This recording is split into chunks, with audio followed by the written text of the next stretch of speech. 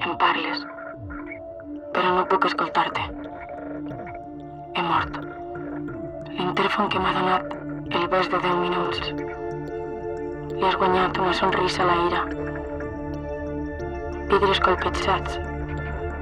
Símptoma d'amics separats. Una bossa de quadres plena de tu i 800 quilòmetres de venjança. Desitjant tornar.